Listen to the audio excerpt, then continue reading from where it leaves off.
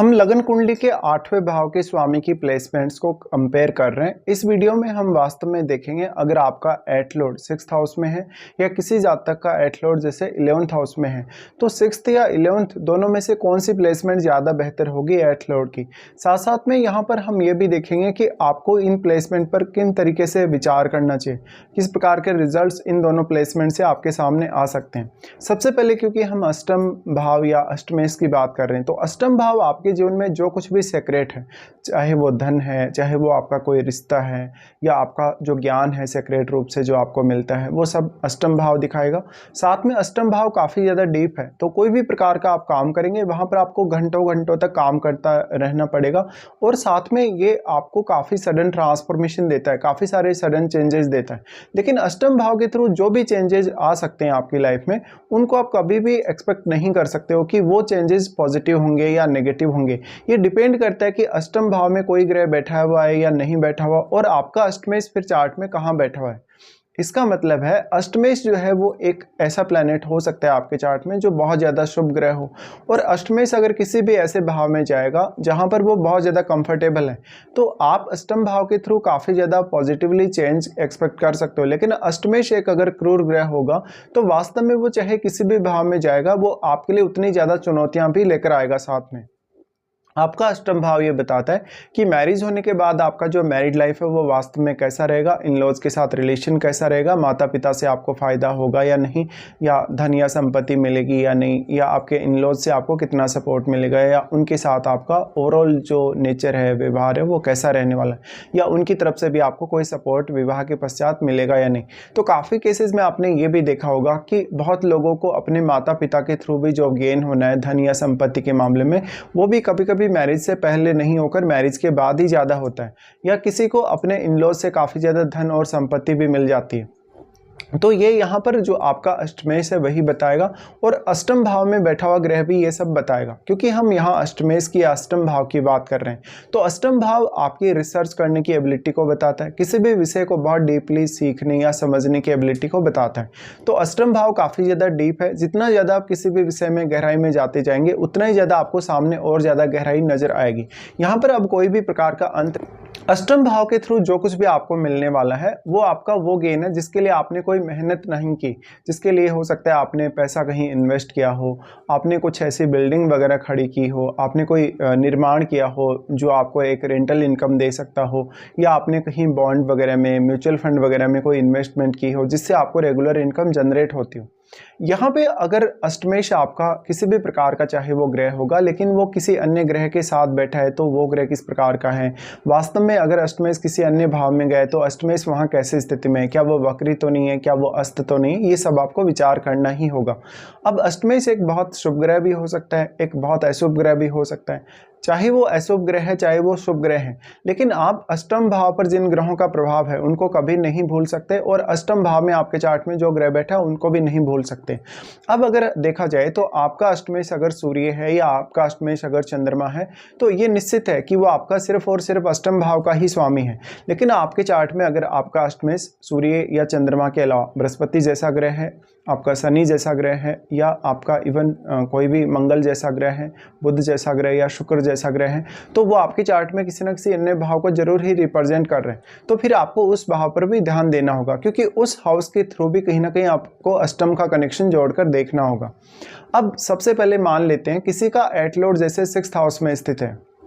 Eight Lord 6th house में चला गया, यानी अष्टम भाव से जुड़े हुए जो भी आप अब काम करेंगे उनमें कहीं ना कहीं आपकी जो डेली लाइफ है उनका रोल काफ़ी ज़्यादा बढ़ जाएगा। तो आपके अष्टम भाव से जुड़ी हुई जो भी क्रियाएं हैं, जैसे रिसर्च वर्क है, जैसे कोई भी बहुत डीप स्टडी है, या इवन हायर स्टडी है, या कोई भी अन्य प्रकार की क्रिया हो सकती है जो अष्टम भाव से संबंधित है, वो आपकी डेली लाइफ या डेली रूटीन में शामिल हो सकती है। बहुत सारे ऐसे लोग जो PhD वगैरह कर रहे हैं या जो हायर स्टडी की तरफ आगे बढ़ गए हैं उन लोगों का ऐसा काम रहता है कि उनको रोज़ रोज़ कुछ ना कुछ नया निष्कर्ष निकालना होता है, कुछ नया एनालिसिस करना होता है और बहुत सारे नए अनुभव उनको रोज़ रोज़ मिलते हैं। तो ये सारी की सारी क्रियाएं केसेस में सामने आएंगे। जब भी आपका अष्टमेश 6th हाउस में बैठेगा तो आपके लिए रिस्क भी उतना ही ज़्यादा बढ़ जाएगा, क्योंकि आपका जो 6th हाउस है वास्तव में वो आपके लिए स्ट्रगल को दिखाता है, आपकी हार्डवर्क जो है वो आपको कितना वास्तव में रिजल्ट देगी इन सब को दिखाता है। तो वैसे तो अष्टमेश अगर 6th हाउस में चला गया तो उसने विपरीत राजयोग यहाँ क्रिएट कर दिया, लेकिन इसका मतलब ये नहीं कि अष्टमेश आपका 6th हाउस में जाने के बाद आप इजीली काम कर सकेंगे, मेहनत कर सकेंगे। अगर आपका अष्टमेश एक शुभ ग्रह है तो आपको उतनी ही ज़्यादा चुनौतियों का भी सामना करना पड़ेगा, लेकिन आपको सिर्फ और सिर्फ फायदा तब हो सकता है जब आपका अष्टमेश एक क्रूर ग्रह हो और वो 6th हाउस में काफ़ी अच्छी स्थिति में बैठा हो, तो आपको तभी फायदा मिलेगा। अब आपका अष्टमेश आपके अगर 6th में बैठा है तो ये तो निश्चित है कि वो अपने मित्र के घर में स्थित हो सकता है, क्योंकि अपने से अगर वो 12वें जाएगा, अगर मान लो किसी का अष्टमेश सप्तम में, तब तो इस बात की पॉसिबिलिटी लगभग तय है कि वो अपने शत्रु के ही घर में स्थित होगा, अगर वो शनि जैसा ग्रह नहीं है या वो सूर्य जैसा ग्रह नहीं है तो। लेकिन वास्तव में आपका, क्योंकि 8th लॉर्ड हम 6th हाउस में प्लेसमेंट के बारे में बात कर रहे हैं, तो 6th हाउस में ज़्यादातर केसेस में वो अपने मित्र के घर में स्थित हो सकता है। तो वास्तव में अगर एक क्रूर ग्रह वो हुआ तो वो आपको काफ़ी हेल्प भी करेगा। अब यहाँ सबसे इम्पोर्टेंट रोल होगा कि आपका अष्टमेश जो 6th हाउस में गया है, यहाँ वो कैसी स्थिति में है, क्या वो वक्री तो नहीं है, क्या वो अस्त तो नहीं है, क्या वो राहु या केतु जैसे ग्रहों से संबंधित तो नहीं है, या उनसे किसी भी प्रकार से संबंध नहीं बना रहा। तो इन सब का अगर प्रभाव आपके लिए देखा जाएगा तो जो आपका 8th लॉर्ड 6th में है उसके रिजल्ट पूर्णतः आप बदल जाएंगे। वक्री या अस्त होने से भी आपके जो 8th लॉर्ड है उसके रिजल्ट बहुत ही ज़्यादा डिफरेंटली अब आपको मिलेंगे। तो आपका यहाँ पर अब 6th लॉर्ड बहुत बड़ी भूमिका निभाएगा, साथ में आपके अष्टमेश के साथ 6th हाउस में बैठा हुआ कोई भी अन्य ग्रह वो भी बहुत बड़ी भूमिका निभाएगा। इसके साथ साथ आपको देखना होगा कि आपके 6th हाउस पर कौन कौन से ग्रहों का दृष्टि है या कौन कौन से ग्रहों का प्रभाव है। वास्तव में आपके 12वें घर में बैठा हुआ प्लैनेट भी आपके 6th हाउस को प्रभावित करेगा, क्योंकि वो पूर्ण दृष्टि से आपके 6th हाउस पर अपना एस्पेक्ट डाल रहा है। और वास्तव में आपका जो 8th लॉर्ड 6th हाउस में है वो भी आपके 12th हाउस को प्रभावित कर रहा है पूर्ण दृष्टि से, क्योंकि वो भी अपना प्रभाव वहां डाल रहा है। तो अब वो प्लैनेट जो आपका 8th लॉर्ड है वो आपके काफ़ी सारे इन भावों को प्रभावित कर सकता है। और जैसे अगर वो शनि जैसा ग्रह है तो वो अपना एक एस्पेक्ट आपके अष्टम पर जरूर डालेगा।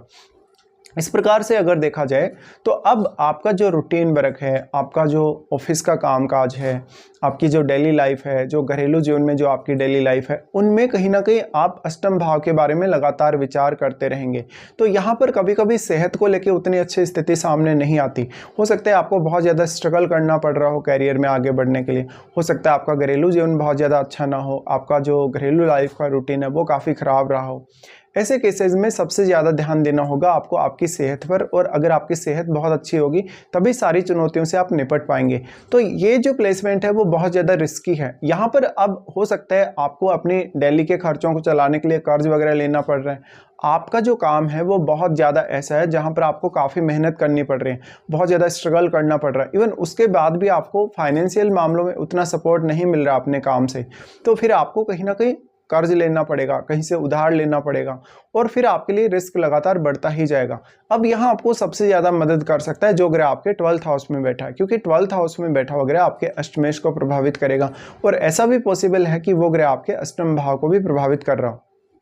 इसके साथ साथ अगर देखा जाए तो अष्टम भाव का स्वामी अब आपके प्रत्येक लगन के हिसाब से अलग अलग होगा। तो वो प्लैनेट वास्तव में यहाँ किस प्रकार का प्रभाव डाल रहा है और वास्तव में वो कौन सी राशि या कौन से साइन में यहाँ स्थित है। मेनली अगर देखा जाए तो आपका जो अष्टमेश होगा ज़्यादातर केसेस में तो या तो अगर वो एक शुभ ग्रह है तो अगर वो एक क्रूर ग्रह के साथ बैठे तब ज़्यादा बेहतर रिजल्ट दे पाएगा, या अगर एक वो खुद ही क्रूर ग्रह है तब वो ज़्यादा अच्छा रिजल्ट दे पाएगा। लेकिन फिर भी आपको ये ध्यान रखना होगा कि उस ग्रह के साथ किसी की अन्य ग्रह की युति होगी, तो आपको उन भावों को देखना होगा जिन भावों का स्वामी होकर कोई भी ग्रह यहाँ आपके अष्टमेश के साथ 6th हाउस में युति कर रहा है।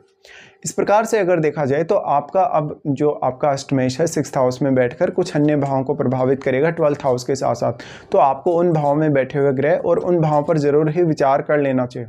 इसके बाद हम देखेंगे जैसे किसी का 8th लॉर्ड अगर 11th में चला गया, 8th लॉर्ड अगर 11th में चला गया तो ये हो सकता है वो अपने मित्र के ही घर में हो या वो वहाँ काफ़ी अच्छी स्थिति में हो। अगर यहाँ आपका एट लॉर्ड वक्री हो जाएगा या अस्त हो जाएगा तो वो बहुत ही डिफरेंटली प्रभाव दिखा सकता है। एट लॉर्ड का 11th हाउस में जाना 8th हाउस से आपकी अपेक्षाओं को काफ़ी ज़्यादा तीव्र करेगा। तो जो भी आपको धन संपत्ति या जो भी सपोर्ट आपको मिलेगा, इवन माता पिता से कभी कभी या आपके इन लॉज से, वो हो सकता है आपके लिए सफिशिएंट ना हो। तो अब आपके ऊपर ही सब कुछ डिपेंड करता है कि आप किस तरीके से विचार करते हैं, किस तरीके से सोचते हैं या अपने डिसीजन किस तरीके से लेते हैं। क्योंकि वास्तव में आपका अष्टमेश पंचम भाव पर यहाँ से प्रभाव डालेगा और वो आपकी थिंकिंग को, आपके निर्णय लेने की प्रक्रिया को काफ़ी हद तक चेंज करेगा या उसमें बदलाव लाएगा। तो वो आपकी एजुकेशन, ओवरऑल आपके सोचने समझने, विश्लेषण करने और आपकी मेमोरी को प्रभावित करेगा और आपके मन पर भी काफ़ी इफेक्ट डालेगा।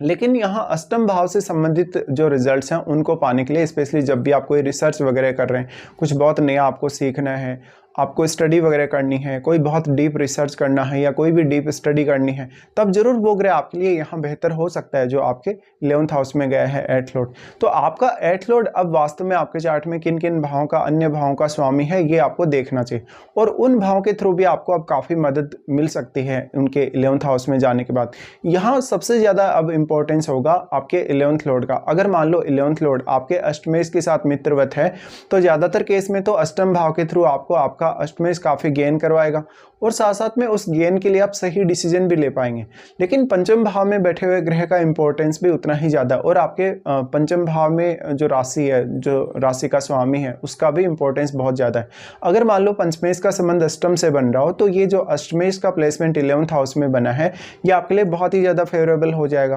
क्योंकि फिर आप डिसीजन काफ़ी अच्छे से ले पाएंगे, सोच विचार भी अच्छे से कर पाएंगे।